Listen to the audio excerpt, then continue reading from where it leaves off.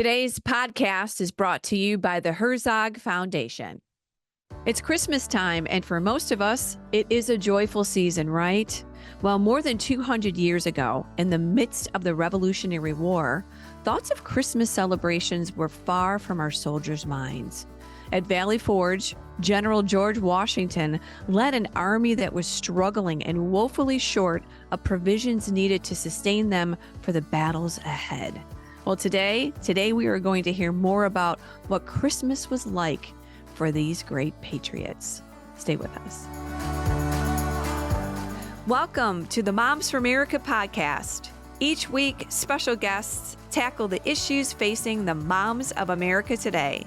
Discussions include personal stories and advice on how moms can build a strong foundation of faith, family, and freedom in their homes and country. Hi, moms. I'm Debbie Curlitis, your host, and thank you once again for joining me today. Right here on the top of the show, I always want to invite you to like and subscribe, share our podcast. Please do that because they are censoring us, and we would love to get our messages out to all of your mama friends. Great podcast every week. I'm just delighted with all the people that we have on every week. And this week is going to be super cool, talking about Christmas. All right. Well, before I get into that, I do want to invite all of our moms that are listening. Maybe you're joining us for the first time. If you are, super welcome. I want to go ahead and ask you to join the movement here at Moms for America. We are moms uniting all across the country to fight for faith, family, freedom, and the Constitution. Come on, join the sisterhood here with Moms for America. You can check us out at momsforamerica.us. Sign up for our newsletter, join the movement, and go ahead, take advantage of all of the materials that we have to support you in your journey through motherhood. Also, if you have a podcast idea or a topic or feedback, would you please email me at podcast@momsforamerica.net. I would love to hear from you. On to today's program. Rick Green is joining us. Rick Green's mission is to help Americans understand our country's godly history and foundation. He travels the nation speaking and teaching on the U.S. Constitution. He's the founder of the Torch of Freedom Foundation and the Patriot Academy, which is one of our favorite resources for our moms.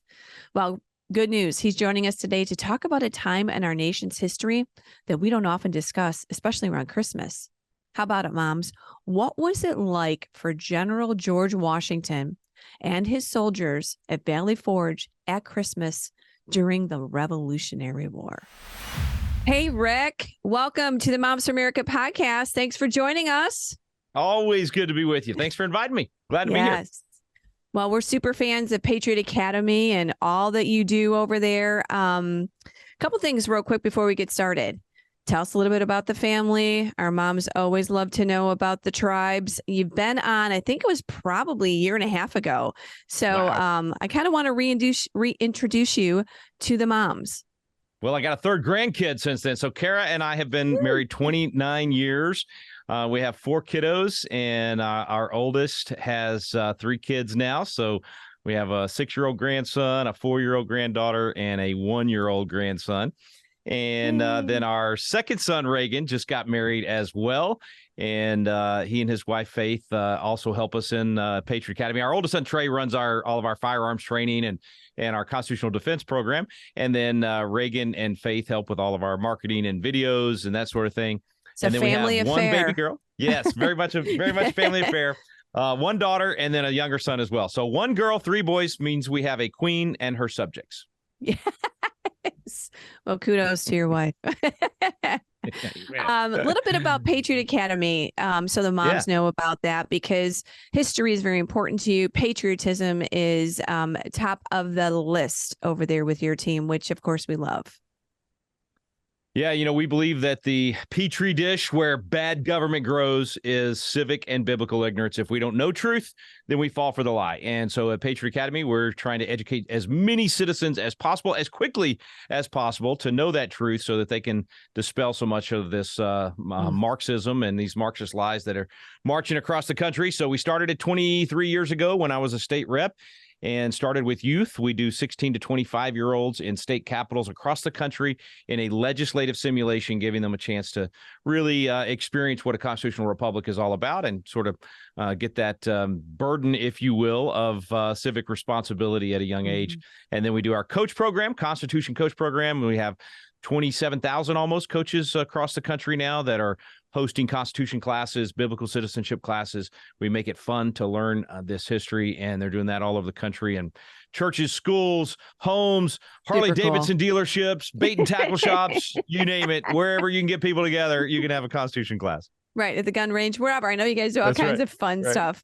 So it really is so important because we're seeing that they're rewriting history and they are changing the narrative and they're teaching our kids incorrectly. We talked to wall builders last month about the importance of history. But if we don't get our past right, we're not going to get the future right because, right, we've got to learn off of this. Well, and Ronald Reagan said, if we forget what we did, we won't know who we are. And that's essentially what happened. We stopped telling the stories about the American DNA and what made America different, why the word exceptional actually fits. That's not just a bunch of country boys bragging. That's the truth. We are the exception to the rule. We're extraordinary, not normal in a good way, right? Yeah. We have the bad and the ugly. We know we got, national sins. We got individual sins. We're made up of humans. So we got bad stuff in our history too. But man, there's more good there than any nation has ever experienced. And if we don't tell those stories, we forget who we are and the nation becomes very different. Yeah. Well, that's what's so exciting about today's program. I mean, talking about the very first Christmas, talking about what led up to that, the whole scenario, it's really something that I'm glad that we're going to talk about it because I want to be reminded of it. But before we actually get into the who, what, where, why, I love to talk a little bit about George Washington and who he was, because he's the central figure, that we'll be talking about here. Tell us a little bit about who he really was and maybe some of the misconceptions that we're hearing. In fact, when I went to Mount Vernon for an event a couple of weeks ago, George Washington was there when we walked in and we said, "Hello, Mr. President." He was there all in costume and he goes, "You got to listen to my words, not the new words." And he was giving us a tip, that people are rewriting his story. What is his story?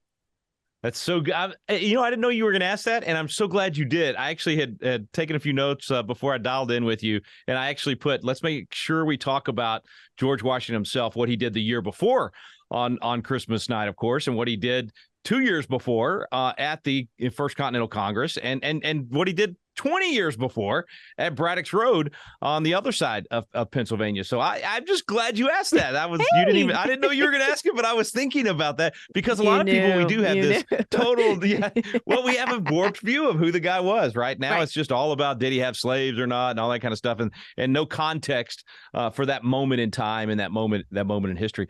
He was without question the indispensable man. There's no America without him. There's no doubt that over and over again on multiple occasions, God used him to be the force that would push us in the right direction. And when I say 20 years before, I mean that. I mean, this guy at 23 years old at the Battle of Braddock's Road, he was the hero. And it was kind of the moment for him really to figure out, am I called to this or not? Because his hero, General Braddock goes down in that battle. I mean, this was where they got, essentially trapped by the French and Indians on this narrow path on Braddock's Road. And it was a massacre, an absolute massacre for 3 hours. And every other officer, we're talking 80-something of them, every other officer is shot down in the battle except Washington. Now, they thought they got him a couple times. He gets, he goes down, but it turns out it was his horse that got shot. He gets on another horse. Twice that happened. They thought, we finally got him. But he had bullet holes in his jacket. When we went and investigated this story in Chasing American Legends, we found he even had bullet fragments in his hair. I mean, it was a crazy battle. But for 3 hours, he's riding back and forth, organizing the retreat, getting those guys out of there at 23 years old.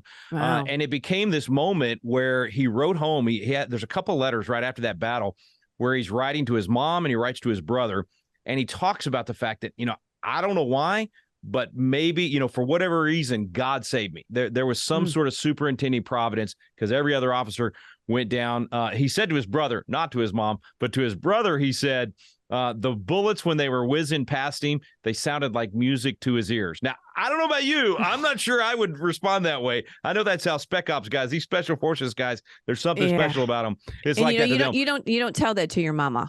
Yeah, you don't tell Same, that one to mama. you So don't say that. Yeah, you don't say that to mom, but you say it to the brother. Okay, that's wow. right. So You talk to mom about the fact that, hey, don't worry, mama, God's yes, got me. yes. He's protecting me. So anyway, and the reason I tell you all that is because it had a profound impact on him in terms of his faith, in terms of God's protection. 2 weeks later, there would be a sermon in Virginia by Samuel Davies where he says, who knows that this young Colonel Washington, God was protecting him for some reason for our nation. That was 20 years before we declared our independence. And he Very actually prophetic, showed up. like, right? Oh, man. Yeah. I mean, there was definitely, and Davies, by the way, is the guy that Patrick Henry grew up listening to and said, that's how I learned to be such a great orator. And he was the greatest orator of the Revolution. But Washington, the uniform that he wore in that battle is what he showed up in. Now, I could never wear the same thing I was wearing 20 years ago, but he could. He showed up in whenever he was called by Congress to be the general. He showed up in that uniform because that's what he had been famous for. That's what everybody knew him for. That? Isn't that pretty cool? I didn't know that until I went to the Braddock Museum there outside of Pittsburgh, and that was pretty cool. And even to read, they had some of his cool letters there as well, talking about the battle. That's where we found out about the fragments in his hair. But it's just important to know. Yeah. This is a guy that God had these experiences throughout his life to prepare him for these impossible, completely impossible moments, both at Valley Forge for Christmas there, which we'll talk about, of course, but even the year before, whenever he does the incredible crossing of the Delaware. And then before that, 2 years before that, at that First Continental Congress, listen, they're talking about taking on the greatest military power on the planet. They knew they couldn't win. They knew the odds were against them, that God would have to intervene. And they called for prayer. And one of the guys there at that Continental Congress objected to that because he said, man, we got all these different denominations here. Another guy stands up and says, I think it was Sam Adams actually, stood up and said, I'm no bigot. I can pray with everybody here. And he called for a reverend that was of a different denomination than his. And so Jacob Deshay comes in, the Reverend Deshay comes in. They have this 3-hour prayer. Some of them said later that Washington never even left his knees during that entire prayer. I think that's all a big part of why the monument at Valley Forge there at Freedom's Foundation depicts Washington in prayer. And then, of course, there's the Isaac Potts story about him praying in the, out in the snow there at Valley Forge. But all of those moments, I think, led up to him having the ability and the courage and just the faith, frankly, in God that he could do the things that he ended up doing. The crossing of the Delaware on Christmas night and the surprise attack of the Hessians. That would have been 76. You're one to talk about Valley Forge, but a year before, man, it was almost as bad. Let's talk about the year before, because this is building on it. This is the stepping stone. It was. I like to think I'm tough, Debbie. I'm not. I mean, I compared to these guys, I like to think if I was in this horrible situation, would have crumbled. Yeah, I would have crumbled. I mean, I didn't have. I don't know. This guy, he gets to this moment. 90% of his troops have deserted him. He's gone from 25,000 down to about 2,500. Most people in the colonies have said, never going to happen. There's no way we're going to be able to win this. Every nation has said, no, we're not helping you. I mean, it's a against all odds impossible situation. He's been completely decimated in New York at White Plains. And I mean, these guys, the Hessian soldiers that already defeated him multiple times. And so here he sits and he's got this ragtag bunch, literally, I mean, barely held together. And just pretend we're in the time machine. Okay, let's just get in the time machine. We go back to that moment. Let's actually go a week before Christmas, 1776. We get out of the time machine. We're walking among the troops. They're freezing. They're sitting around the fires, trying to stay warm, trying to encourage each other, even though they're down to this horrible number, and it looks like everything's going to fall apart. And just imagine that you're looking over the shoulder of this kid that's riding by the light of the fire. And this kid, and I'll be honest, I don't know if he was in a cabin writing by candlelight or out by the fire, but he's writing some pretty famous words. And in the middle of this despair, he writes the words, "These are the times that try men's souls. The summer soldier and the sunshine patriot will in this present crisis shrink from service to his country, but he that stands it now deserves the love and thanks of man and woman. Tyranny, like hell, is not easily conquered, but we have this consolation that the greater the conflict, the more glorious the triumph." And Thomas Paine would release the American crisis just a few days later. George Washington would be so moved by the words that he would read the whole thing to the troops there, and then he would make that impossible decision to cross an icy Delaware River in the middle of a snowstorm to then march 9 miles in the snow. They said you could follow the troops by the blood in the snow because a third of them had their feet wrapped in burlap, didn't even have boots. They surprised the Hessian soldiers. They captured 900 of them, and the greatest military comeback. I mean, within 2 weeks, his troops swelled back up to 15,000. It was incredible. So that's the year before, right? Like you would think, okay, yeah, let's just give up after that. Right, we're done. We're all going home. Okay. Oh, okay. And the heart and the mindset. The password that night was victory or death. So they cross the Delaware. They're freezing. They march the 9 miles. They surprise the Hessians. They win. And then the troops swell back up. We go through 1777. And then how do people thank him? It's kind of like Winston Churchill. The guy almost single-handedly saves the world, saves England for sure. And they kick him out on his ear after the war's over. It's just unbelievable how ungrateful people are. By the end of 77, after he had done that, kicking out. What do you mean? Like Churchill literally loses the election after World War II. Just a few years after 45 and 46, after we finally win the thing. And remember what it was like for him. I mean, he's literally going into the bunkers, going all over London, saying we're going to fight them in the streets, fight them on the beaches, fight them in the air. He's having to kind of buck up the English throughout that whole bombing and everything else. That we end up winning. I mean, he's the lion, right? I mean, by the way, he was kind of our Trump because he was also obnoxious and rude, and a lot of people didn't like the way he talked, and yet he was exactly what England needed at the time. Right. But then when the war's over, now it's like, oh, okay, now it's easy times. We don't need the old lion anymore, and they literally kick him out, throw him out, and that's part of when he comes to America and warns about the communists and everything else. Anyway, people are ungrateful. Washington faced the same thing. So he has this great comeback after that Christmas of 76. They win at Saratoga, which is kind of the first big major victory. There's a painting of it in the rotunda of the U.S. Capitol. It's one of the 4 from the Revolution because it was such a turning point in the war. That's like October of 77. And just a month later, these generals are conspiring to throw out Washington. People in Congress are conspiring to get rid of him. So they're just completely ungrateful. And then here he is frozen at Valley Forge. And even though he had more troops, he's got like 12,000 at Valley Forge. It's still a brutal winter. They're sick. There's disease going through the camp. Again, about a third without boots. I mean, he has them build those little huts. You can actually go see some of those huts that are still there at Valley Forge. But man, it's bad. It's abysmal.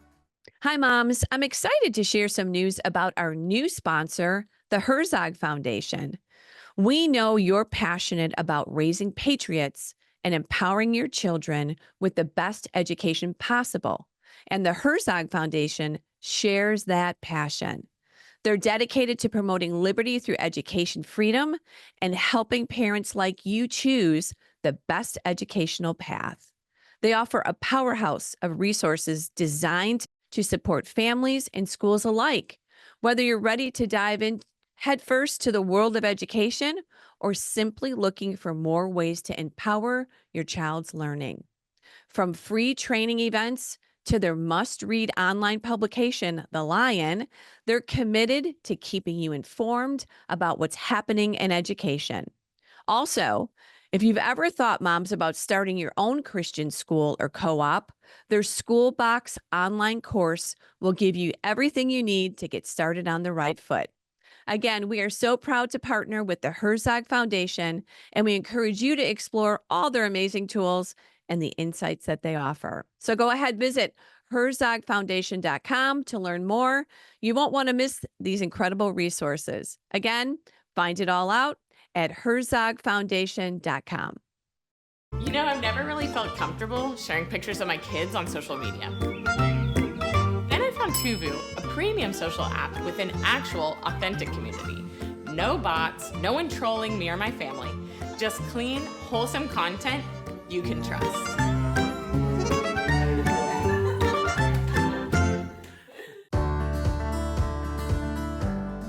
No blankets, they're near naked, lack of clothes, no shoes, no boots.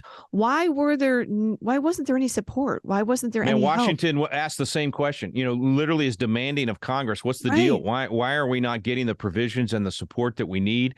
And basically said, we're going to lose. We're going to fall apart if we don't get the help that we need. I think that's always the story. It's like, the politicians tend to not, they don't know what time it is, and they don't know what's actually happening on the ground. And I think that was true even back then. I think we have this nostalgic idea of the members of all the people in the founding era. I mean, they fought each other tooth and nail. They all the same stuff we're dealing with now, they dealt with then. Even in Great Awakenings, where there's spiritual revival within the church, you have conflict. So I say all that to say, hey, everybody, don't get discouraged by the fights we're having, by the discord in Congress right now. All of those things, that's the nature of man. It's always been that way, and that's why the price of freedom is eternal vigilance. That's why we never give up until you're 6 feet under. You're fighting. You're in the fight, and you're standing up for your kids and for the country. And but it was. I was trying to remember that it was a 3-word. See, maybe I have it in my notes here, but it was his words. He actually said,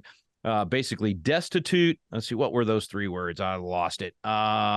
It was kind of it paints a great picture of just how bad it was. How bad anyway, it was, right. Basically destitute. We're not getting, we're starving.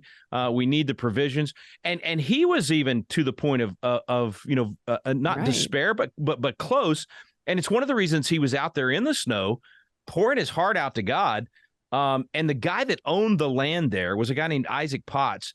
And Potts actually was not a supporter. Okay, Potts was a Tory, not a Whig. He didn't think, and it wasn't necessarily that he was against freedom. It was more of an intellectual, like, I don't think it was more of a gamble, right? I don't think the Americans can win, and so I'm going to bet on the British. Well, he stumbles upon Washington, and he sees Washington praying out there by himself in the snow, and he said that Washington was so emphatic and so his prayer was so much about more than just, it was about the troops, but it was about more than even just the Americans. It was about mankind and humankind and all this. He said he was so moved by the prayer.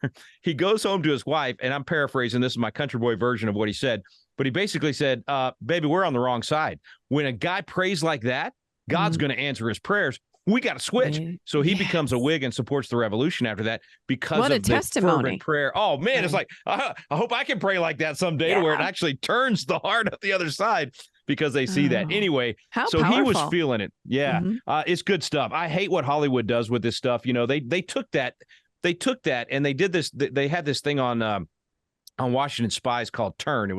It's got a lot of sex in it and stuff. So I warn people not to, be careful. Make sure you watch it on VidAngel. VidAngel cuts all this stuff out. But they took the scene in this, and they had done this kind of cool stuff about the Culper ring is true. I mean, all the Culper spies and all that part's true. It's a really cool story. It needs to be told. But they took the prayer of Washington at Valley Forge, and they totally twisted it, and they literally made it like he was out there praying, not to God, but to some mythical mentor of his from you. I was so angry when I saw that episode. I was like, how dare you distort this and change it to your Hollywood rewriting history. Rewriting history. Oh, I hate it. But at Valley Forge, there's this cool monument to that moment, and he's kneeling in prayer. And I love the fact, I forget the sculptor's name that made the monument, but I love the fact that he has him praying. He has the hat on his left. It was kind of like Potts described it. His hat was there, but his sword was there as well. His sword is on it by his side. And to me, that's the picture, right? We need to be humble. We need to be acknowledging God, just like the founders did. We need to be asking for God, but we're armed and we're ready to do our part. And we've got we've got the faith that God's going to take care of the results. But like John Quincy Adams, we're going to do our duty and leave the results up to God. I think that's a beautiful picture of how we need to be today as well.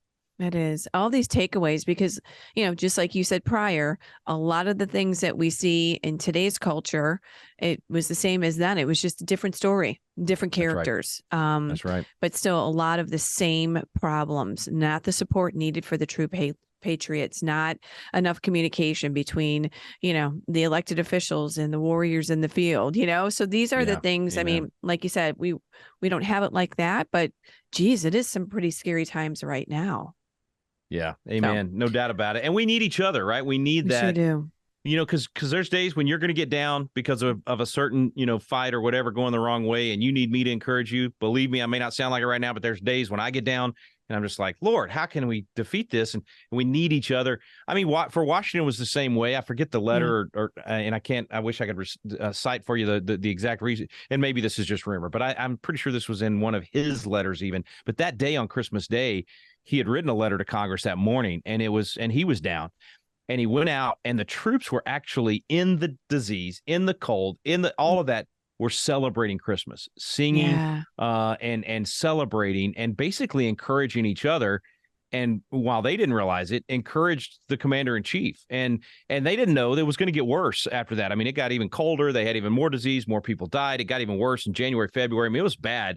But they had the wherewithal to tap into those sources of encouragement and strength and to encourage each other. There's actually a scene, this is fiction, but there's the scene in The Patriot, my favorite movie, of course. But in the movie The Patriot, Heath Ledger has joined up and he's fighting, and Mel Gibson plays his dad, and they're fictional characters within the war. A lot of the stuff in there is true, but their characters, I mean, I say they're fictional. It's kind of an amalgamation. Right. It's kind of a combination of the Swamp Fox and a couple of these other people that Mel Gibson plays. Right, but Hollywood's version, yeah, Hollywood's version, exactly. But Heath Ledger is there at Valley Forge, and he's freezing. He's sitting there.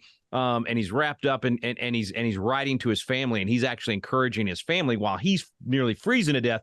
And there's this scene where Washington comes through the camp, and it's like just his presence coming through that part of the camp. And you can imagine with 12,000 there, he would sometimes not be seen by some of the troops for a long time. Just seeing him, you could see it encourage this character that Heath Ledger's playing. And for me, that depicted that time where we each need to encourage each other when we're down. So I just say that to everybody out there. If you're down, find other moms, find other folks that you can get with and encourage each other. And always, when you can, when you're up, be a source of encouragement to other patriots out there that might need that. Right.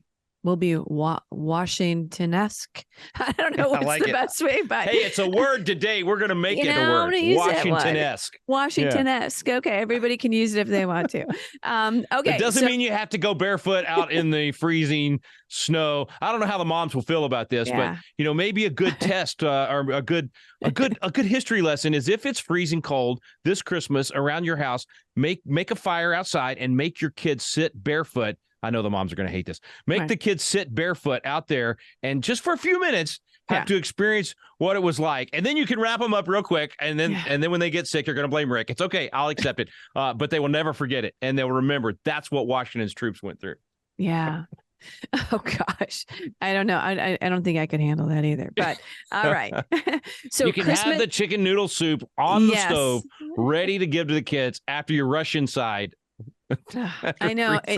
We think about this, but I mean, we're so weak now. I mean, there's so no warriors like this. Yeah. I mean, thank you, God, for all of our blessings and the warmth and the food and all of that here in America. Thank you, Lord, for America. So Christmas at Valley Forge, I think we just need to put a little bow on this and really wrap up what happened there. We've kind of led up to it. You've told us a little bit about the celebration, but that day before, day of, day after, really paint that for us. Well, and imagine, for us at Christmas, right? We're just planning the family get-togethers. What are we going to get for everybody? What are we going to eat? All that kind of stuff. For Washington, the day before Christmas, he's literally planning an attack. He's planning on doing a repeat of what he had done the year before at Trenton and the whole crossing of the Delaware kind of thing. He's actually planning this big assault on a surprise assault on the British. They pretty much got him surrounded almost at that point. And so it's a really risky thing to do. Well, a lot of his generals and others that he went to for advice, they kind of poo-pooed the idea, and everybody was very negative on it. And he ultimately decides, okay, it's more important that we keep everybody strong. We need to do some retraining in the camp during this winter and be ready for a better assault coming out of it. But for him, that was his Christmas Eve, basically, was planning an attack and then being told by all of his guys, nope, you're not going to get a repeat here. You're going to get a big defeat, and we could lose the whole war if you do it. And so he backed off and made the decision, okay, at this point, because sometimes the better part of valor is to not attack and to actually make the decision to come back stronger. But for them, it did end up being somewhat of a celebration, as not, compared to what we have today. That next day for Christmas was nothing like what we have. And then they would spend the next few months not only freezing, but truly training and getting better. And as a result, I mean, there's a lot of historians that say if it hadn't been for how bad it was at Valley Forge, they wouldn't have emerged from that as strong as they did, and as much of a, the camaraderie that you tend to get if you go down on a sinking ship with somebody, or you lose a political battle fighting really hard with somebody, or whatever it is, failed business, whatever it might be. Sometimes when you have a really tough time, it actually makes you stronger. That's why in James we're told, count it all joy, Joy, when you right. experience various trials, because he uses those trials to make us tougher, make us more be able to persevere. And I think Christmas 77, that's what happened to the troops. They got stronger and they got closer together, even though 1,500 of them would die, roughly 1,500 of them would die from disease and everything else, all of those things. They came out of this thing stronger and ultimately would go on to win the war as a result. I mean, great takeaway, great lesson learned. Thank you for those words, because I'm inspired about that, because it really does. When the tough gets, what is it? You got to get going when the tough gets going. I mean, gets tough, you got to get going. Right. The tough get going. Yeah. And that's really but what like you we said, have to there's be. not enough. And we haven't been that for a long time, right? Right. We've been spoiled. Like you said, we've got it really, really good. But there is an awakening. You guys obviously see it. I mean, y'all are a big part of the awakening across America. And I know some of the moms out there, they feel like, why am I the one that's having to step up and fight? You know, where are the dudes? Like, where are the guys that are supposed to be, where are the George Washingtons and that? Right. There's a lot of both stepping up at this point. I'm going to tell you, I'm spoiled because I get to almost every night be in a different place around America and see crowds of people that are coming out of the woodwork that have never done this kind of stuff. You know it. You get moms that are like, okay, I'm in, but I have no idea what to do. I've never done anything like. What a moment. What a beautiful time. Ronald Reagan said, I'm glad we don't live in pale and timid times. I'm glad we live at a time where we can make a difference.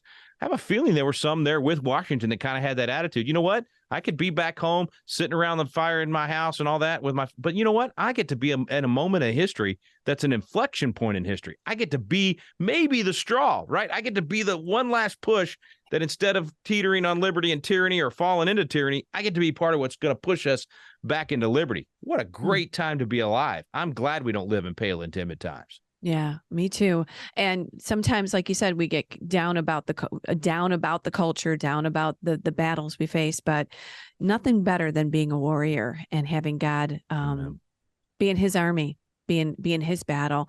What was historically Christmas like, even just in general? I think I read somewhere, I was just trying to look through my notes, that Christmas was different. It wasn't celebrated. I mean, what was that like leading up to Valley Forge and, historically how we know it now? What was the pre-Christmas idea like? Yeah, I don't know how different it was before Valley Forge. I mean, definitely definitely different than we have it today.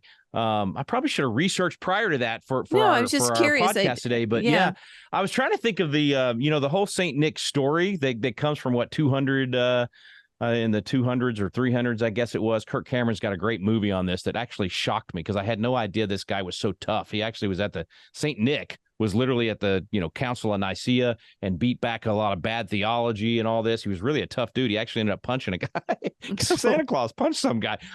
Anyway, so you did already have the gift giving and all that kind of stuff, but certainly not to the extent that we do it today. But I don't even know if I can. I don't even know how to compare that to what we have today. I was just curious if there was. Like you said, everything changes and grows, but at the heart of Christmas is always thankfulness. Clearly. Right. And serving Christ's others, birth, right? Christ's birth, because he came to serve us and humbled himself to serve us. It's always been that heart of, okay, it's literally, what can I do for someone else? And as you know well, when you are depressed, when you are down, when you give, when you have a heart of gratitude, you shut off the depression sources of the brain. It's like you can't have a heart of gratitude and be giving to others and be thankful for what you have and be depressed at the same time. You got to be one or the other. It's the way we're wired, the way the brain works. And so when we take time at Christmas to actually focus on others, and Debbie, if I could just encourage people to look for people in their community during Christmas that nobody else is taking care of. That's in the right. veterans, in the nursing homes, you got especially veterans, but in the nursing homes, you got people that are not visited by anybody. They have no Christmas. And literally at 80 or 90 years old, to be able to open a little present that's nothing but a notebook or a pencil or if they're a military member, a coffee mug of their branch or something like that you can go get for free at the recruiting stations. When you do that kind of stuff for people that can do nothing for you, right? It's like you're giving to someone. You're taking time, whether it's with Operation Christmas Child, with Samaritan's Purse, with a shoebox, all of those types of things at Christmas. Absolutely. That's someone that can't do anything for us, right? I'm telling you, it'll do more for you than it's like the ultimate joy. It is so cool, but that's the heart of Christmas. Before Valley Forge, even at Valley Forge, because what were they giving? They were giving of their lives, fortune, sacred honor for us. They sure were. So it is the season of good tidings. It's beyond the presents we give, Santa gets us all distracted. No, it is Christ the Savior, the hope in him, and just the gratitude for his blessings, and really making it an attitude of worship. And that's what serving is. That's what giving is, right? That's Exactly right. part of our worship. And I think that's what, we're all want to do again this Christmas, is just be a blessing, and be thankful for Christ, the Christ child, and the hope that he gives all of us, Christmas and beyond. Amen. I'm going to borrow that from you. I've always thought of it as an attitude of gratitude, and how that changes the way we think. But an attitude of gratitude is a heart of worship. You're literally worshiping God with that attitude, being grateful and serving others. That's good. Well, and special thanks to Washington for being such an incredible mentor. And what a story. I think the moms that are listening are probably going to be like, you know what? We're going to visit the story of George Washington again, and pull out all those great warrior spirit that he has, and all the great things that he did. So thank you for sharing. I love that. Well, and don't forget his humility, right? Remember his humility. Teach that humility. And the sword. That's right. And you got for tools, you got the rules of civility that he wrote when he was actually a teenager. He's got all these rules that he wrote down and said, if I'm going to be a good man, I'm going to be a good, I need to do all these things. Some of them are kind of funny, but a lot of them are really, really good for today. And then later on, still was humble enough to leave. He could have been king after we won the war, and George Washington went home. And King George said, if that's true, if he did not take the crown when he could have, he must be the greatest man that ever lived. And then he comes back, serves as president for 2 terms, and then says, I'm out of here again, and humbly gives it up again. And, another one of those paintings at the Rotunda. So you got Saratoga, but you also, and the surrender of Yorktown, signing of the Declaration, but you also have Washington's resignation as general, because it was such a big deal to not become king after winning a war like that and to actually surrender. They wanted everybody to know this is the new kind of government that we're going to have and the new kind of people that we're going to be. So when we see these statues and people want to rip them down and make them something they're not, or like you said, take our historical heroes and destroy them, we really need to pause and honor and remind our kids and our grandkids about these warriors that paved the way for America to be the land of the free. So that's right. Well, Merry Christmas over there to your household. Yes. Merry Christmas to y'all. Yeah. Thanks, Rick. And hopefully we'll see you again sometime on our podcast. So thanks so much. Anytime. God bless you. All right. Thanks again, Rick. Boy, what a great interview. It is so important for us as moms to be reminded of the grit, the perseverance, and the sacrifice of these patriots, so we can share this information with our children this Christmas, and all those beautiful principles that we talked about, and enjoy the blessings of this Christmas season. And hats off to George Washington for being such an amazing warrior. Wow. All right, moms, you can check out Rick's organization at patriotacademy.com. I highly, highly suggest Rick's organization. Also, before we close, I want to just remind our moms that we are here to help you to make a difference in a variety of ways right in your home and in your community. I want to remind you to go ahead and sign up for our weekly newsletter, momsforamerica.us. You will get great information every week, from the podcast to the blog, webinars, seminars, everything you can imagine. You'll get notified there. We are here to help you raise patriots. We are here to help you be the best mom that you can.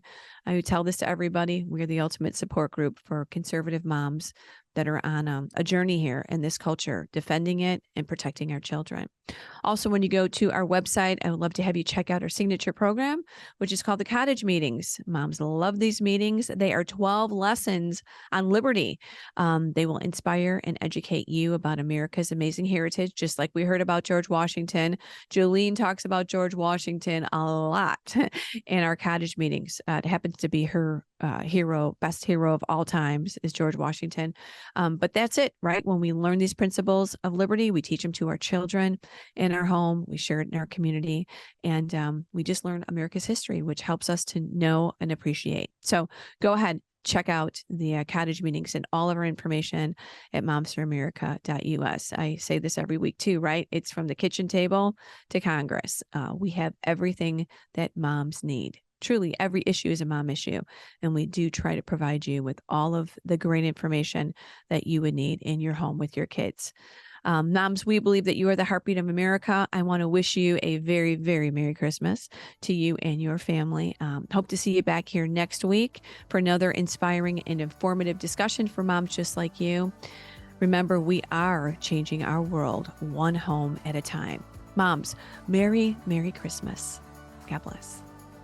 A special thank you to our sponsors, the Herzog Foundation and Tuvu. The views and opinions expressed in this program are those of the speakers and do not necessarily reflect the views or positions of the Herzog Foundation.